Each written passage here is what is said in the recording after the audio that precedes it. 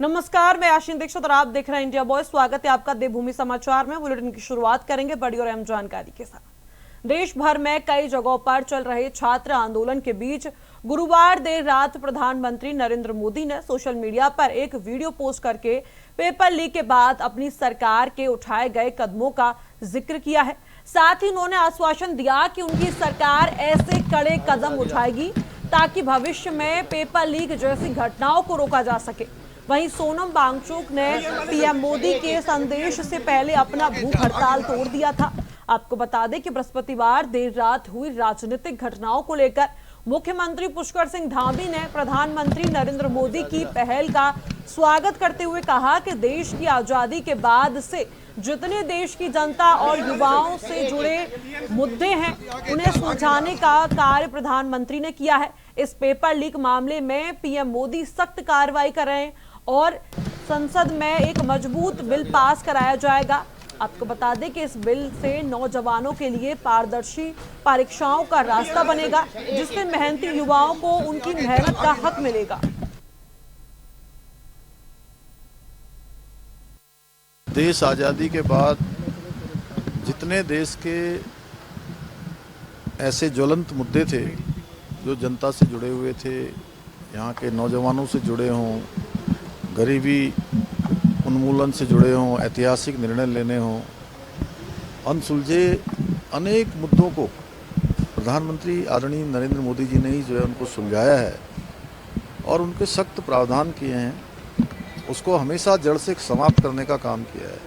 इस नकल की समस्या के लिए भी वो उन्होंने कहा है सख्त कार्रवाई करेंगे, सख्त एक बिल लेकर आएंगे। तो मैं समझता हूँ नौजवान युवाओं के लिए आगे के लिए एक बहुत अच्छा परीक्षाओं का रास्ता बन जाएगा।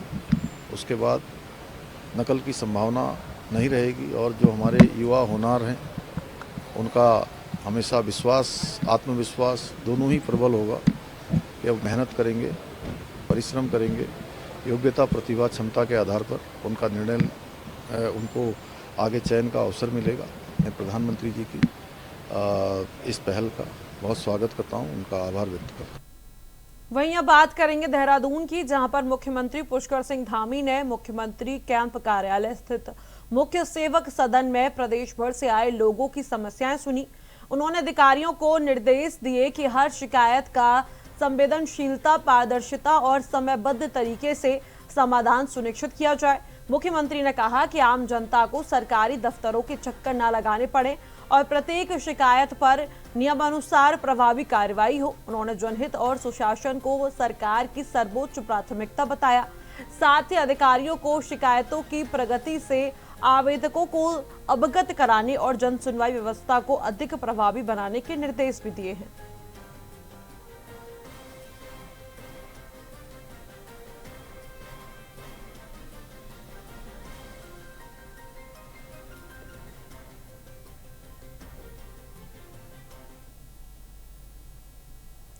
वहीं खबर अब देहरादून से आपको बता रहे हैं, जहां पर उत्तराखंड कांग्रेस की परिवर्तन संकल्प यात्रा को लेकर राज्य में सियासी पारा चढ़ गया है। कांग्रेस के वरिष्ठ नेता और प्रदेश उपाध्यक्ष सूर्यकांत धस्माना ने भाजपा सरकार पर तीखा हमला बोलते हुए कहा कि जनता अब बदलाव चाहती है। उन्होंने आरोप लगाया कि भाजपा राज्य में महिला अपराध, पेपर लीक, बेरोजगारी और भ्रष्टाचार चरम पर पहुंच गया है। धस्माना ने दावा किया कि परिवर्तन संकल्प यात्रा को प्रदेश भर में जनता का भारी समर्थन मिल रहा है और कांग्रेस सरकार की विफलताओं को उजागर करती रहेगी।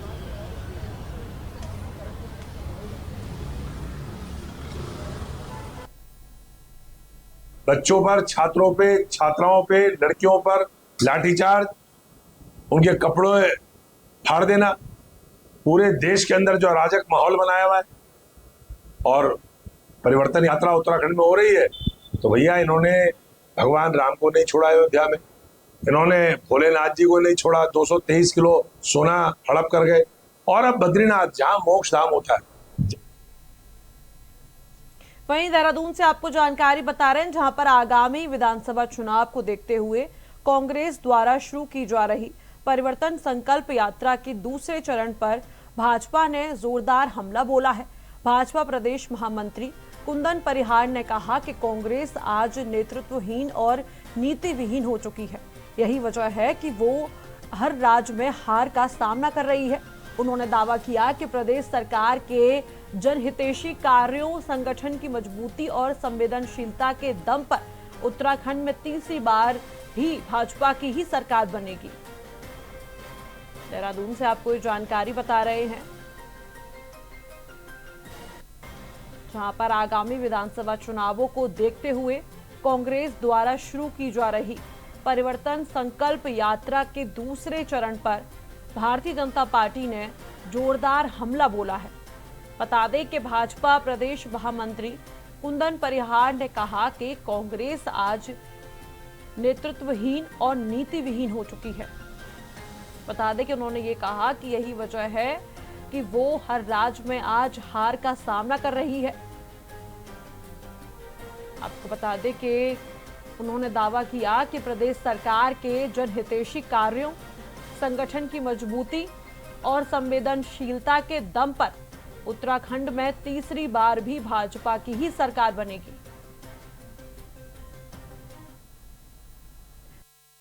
देखिए, आज कांग्रेस जिस स्थिति में है और उससे निरंतर रसातल की ओर जा रही है। कांग्रेस के पास न तो नेतृत्व है, न कोई नीति है, न कोई निर्णय करने वाला वहाँ पर है और न किसी के निर्णय को वहाँ पर मानने वाला है।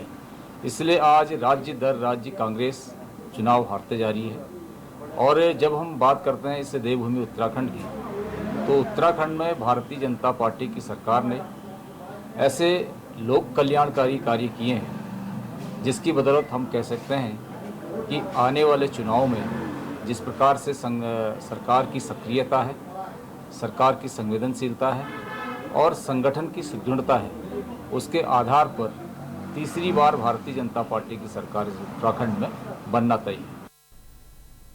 वहीं अब बात करेंगे देहरादून की, जहां पर भारतीय जनता पार्टी पूरे उत्तराखंड में संत रविदास की 650वीं जयंती हर्षोल्लास के साथ मना रही है।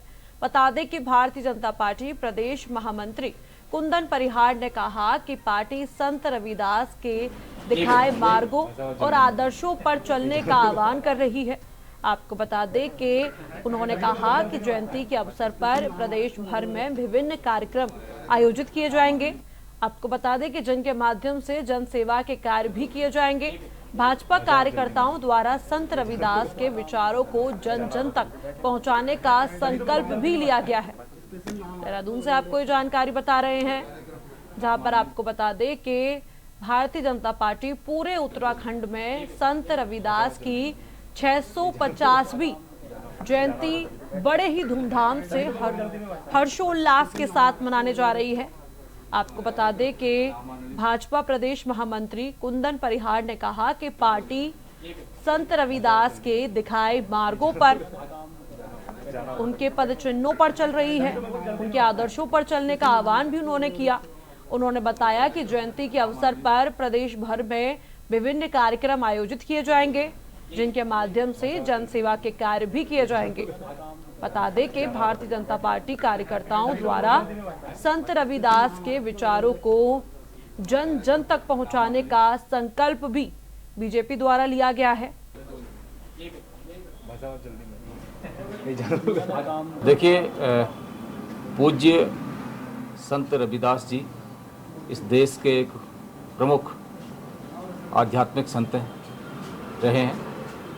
उनकी इस देश में बड़ी मान्यता है और भारतीय जनता पार्टी अपने महापुरुषों का, अपने संत समाज का और अपने सनातन के प्रति हमेशा आदर और सत्कार का भाव रखती है। इस बार देश भर में भारतीय जनता पार्टी ने निर्णय लिया है कि संत रविदास जी की जो 650वीं जन्म जयंती है उसको हम हर्षोल्लास के साथ मनाएंगे और जो उनके द्वारा समाज जीवन में किया गया कार्य था उसको जन जन तक पहुंचाने का काम भी भारतीय जनता पार्टी करेगी। इसी निमित्त आज उत्तराखंड प्रदेश की एक कार्यशाला हमने यहाँ पर आयोजित की है। इस कार्यशाला के माध्यम से जो इसमें अनेक प्रकार के जो कार्यक्रम होने हैं उन कार्यक्रमों की रूपरेखा इसमें रखी जाएगी और कार्यकर्ताओं से आग्रह किया जाएगा कि इसको निचले स्तर तक इस प्रकार के कार्यक्रम करके और जन जन तक संपर्क करके संत रविदास जी के विचारों का प्रचार प्रसार करने में अपनी महत्वपूर्ण भूमिका का निर्वहन करें। वहीं अब देहरादून से आपको जानकारी बता रहे हैं कि देश में पेपर लीक के मामलों को लेकर विपक्ष लगातार हमलावर है। कांग्रेस नेत्री डॉक्टर प्रतिमा सिंह ने भाजपा सरकार पर निशाना साधते हुए कहा कि पेपर लीक की घटनाएं पहले से हो रही थी, लेकिन अब इनका खुलासा इसलिए हो रहा है क्योंकि राहुल गांधी इस मुद्दे को राष्ट्रीय पटल पर लेकर आए हैं। आपको बता दें कि उन्होंने कहा कि देश के युवाओं को भरोसा है कि राहुल गांधी उनके हक की लड़ाई लड़ रहे हैं, इसीलिए युवा अब खुलकर इन घटनाओं की जानकारी सामने ला रहे हैं। देहरादून से आपको जानकारी बता रहे हैं जहां पर पेपर लीक मामले पर कांग्रेस ने तंज कसा है। आपको बता दें कि कांग्रेस प्रवक्ता प्रतिमा ने पेपर लीक पर बीजेपी पर तंज कसा है और उन्होंने कहा कि राहुल गांधी की वजह से अब धांधली का खुलासा हो रहा है। आपको बता दें कि कांग्रेस का दावा है कि देश का युवा राहुल गांधी के साथ है और भाजपा के समय में, भाजपा के राज में पेपर लीक की घटनाएं अब चरम पर हैं। देहरादून से आपको ये तस्वीरें दिखा रहे हैं जहां पर देश में की जो घटनाएं हैं ये शुरू से होती रही हैं और क्योंकि अब ये सामने इसलिए आ रही है क्योंकि माननीय राहुल गांधी जी ने पेपर लीक का जो मुद्दा है उसको राष्ट्रीय पटल पर जो है लाने का कार्य किया है। आज जो छात्र हैं अपने भविष्य को अंधकार में पा रहे हैं और पेपर लीक के मुद्दे को जो है खुल करके सामने आके बताने का कार्य कर रहे हैं। ये धामी जी कहते हैं कि हम सख्त नकल विरोधी कानून लेके आए हैं और उसके अंतर्गत बहुत सारे ऐसे प्रावधान है जिससे जो अपराधी है वो कभी अपराध रिपीट नहीं करेगा। अगर इतने ही आपके सख्त कानून थे तो हाकम सिंह को हाई कोर्ट से जमानत कैसे मिल गई? क्योंकि आपने कमजोर पैरवी की। इसकी वजह यह है क्योंकि अगर वो अपनी जुबान खोलता तो कई ऐसे सफेद पोशों के नाम आते जो सरकार के गले की हड्डी बन जाती। मैं पूछना चाहती हूँ धामी जी से कि एक बात सवाल का जवाब दे कि नकल विरोधी जो सख्त कानून है उसके तहत अब तक कितने लोगों के खिलाफ कार्रवाई हुई है, कितने लोगों की जो संपत्ति है वो कुर्क हुई है और कितने लोगों के घरों में बुलडोजर चला है। क्योंकि अगर एक भी अपराधी के खिलाफ कार्रवाई हुई होती तो ये बच्चों का जो भविष्य अंधकार में ले जाने का कार्य ये नकल माफिया और पेपर लीक माफिया करते आ रहे हैं, इनकी हिम्मत ना होती इस तरीके का कुकृत्य करने से। तो जब तक सरकार गंभीर नहीं होगी ये अपराध होते रहेंगे। खबर आपको हरिद्वार से बता रहे हैं जहां पर कावड़ मेला 2026 की तैयारियों को लेकर जीआरपी मुख्यालय में एसपी रेलवेज अरुणा भारती की अध्यक्षता में समन्वय बैठक आयोजित हुई। आपको बता दें कि सुरक्षा के लिहाज से मेला क्षेत्र को 2 सुपर जोन, 4 जोन और 7 सेक्शन में बांटा गया है। स्टेशनों पर मेटल डिक्टेटर से सघन चेकिंग होगी और 7 मेला स्पेशल ट्रेन चलाई जाएंगी। आपको बता दें कि सीमावर्ती जिलों के साथ रियल टाइम सूचनाएं साझा होंगी। अधिकारियों ने स्पष्ट किया कि श्रद्धालुओं को साइबर और जहर खुरानी गिरोह से जागरूक किया जाएगा। वहीं आपको बता दें कि हुड़दंगियों के खिलाफ सख्त कार्रवाई होगी। देखिए हमारा कांवड़ क्षेत्र जितना भी एरिया है रेलवे स्टेशन के हिसाब से उसमें Yognagari, old railway station, Haridwar, Jwalapur, Raiwala, Motichur, Laksar, Roorkee और छोटे स्टेशंस भी शामिल हैं। तो इन क्षेत्रों को हम सभी स्टेशंस को हमने 4 जोन में बांटा है और 7 सेक्टरों में बांटा है। सभी में जोनल प्रभारियों की तैनाती की गई है और सेक्टर में सेक्टर प्रभारियों की, इसके अलावा पुलिस बल लगाया गया है। हम लोग चेकिंग फ्रिस्किंग लगातार करेंगे, HHMD DFMD से चेकिंग, बॉम्ब डिस्पोजल और डॉग स्क्वाड की चेकिंग। इसके अलावा हमारे पास ATS की टीम और QRT टीम्स रहेंगी। इसके अलावा हम लोगों ने पूरे कांवड़ यात्रा के दौरान फायर सेफ्टी ऑडिट करवा लिया है और इस पूरे मेला अवधि में फायर का हमारा पूरा इंतजाम रहेगा सुरक्षा का, और एम्बुलेंस सर्विसेज की भी हमने CMO साहब से रिक्वेस्ट किया है जो उन्होंने हाँ कर दी है।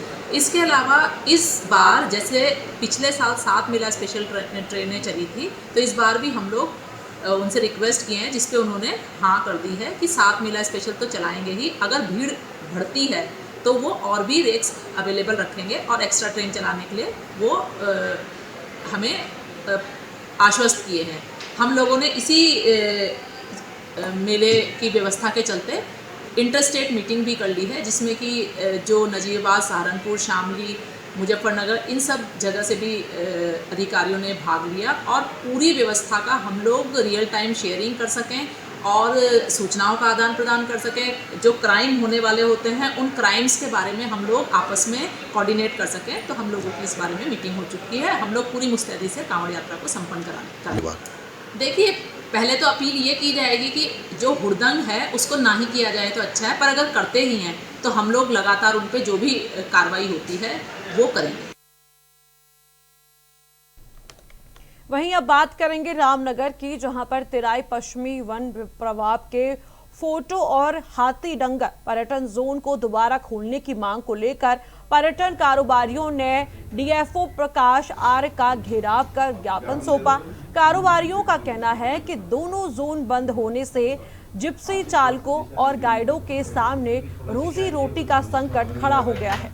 आपको बता दें कि मांग पूरी न होने पर उन्होंने उग्र आंदोलन की चेतावनी दी है। वहीं डीएफओ प्रकाश आर्य ने बताया कि वन जीवों और पर्यावरण की सुरक्षा के लिए ये फैसला लिया गया है। कारोबारियों के ज्ञापन पर उच्च अधिकारियों से चर्चा कर नियमानुसार फैसला लिया जाएगा। देखिए क्या कुछ कहा डीएफओ ने।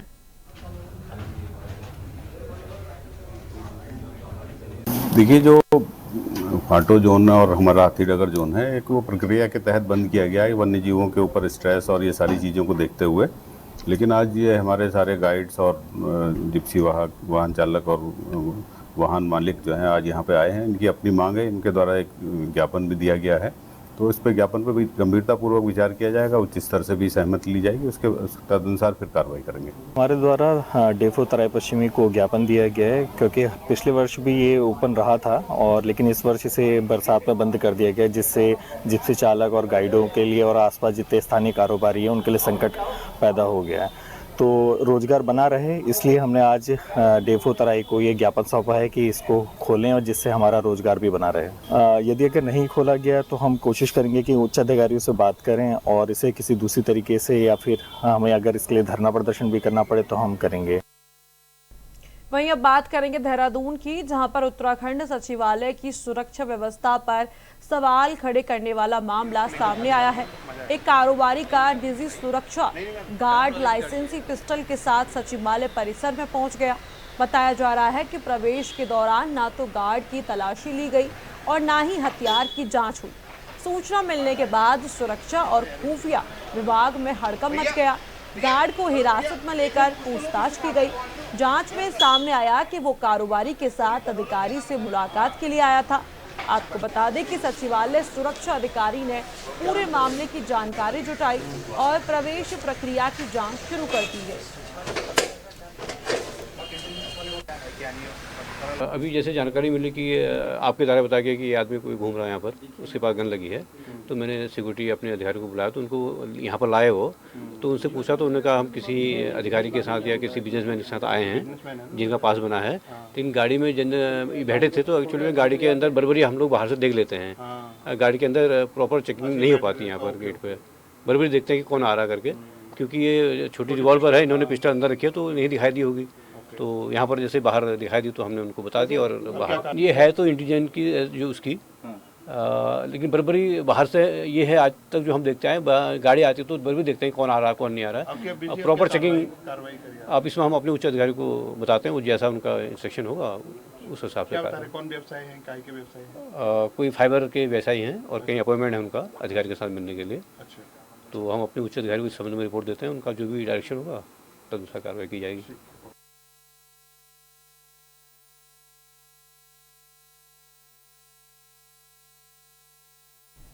देहरादून से आपको जानकारी बता रहे हैं, जहां पर नशा तस्करों के खिलाफ दून पुलिस को बड़ी सफलता मिली है। बता दें कि एसएसपी दून के नेतृत्व में कार्रवाई करते हुए पुलिस ने एक अंतर्राज्यीय नशा तस्कर को गिरफ्तार किया है। आपको बता दें कि आरोपी के कब्जे से 86.31 ग्राम अवैध स्मैक बरामद हुआ है। आपको बता दें कि जिसकी अनुमानित कीमत करीब 26 लाख रुपए बताई जा रही है। पूछताछ में सामने आया कि आरोपी स्मैक को कैराना से खरीद कर लाया था और देहरादून में स्थानीय नशेड़ियों व शिक्षण संस्थानों के छात्रों को सप्लाई करने की फिराक में था।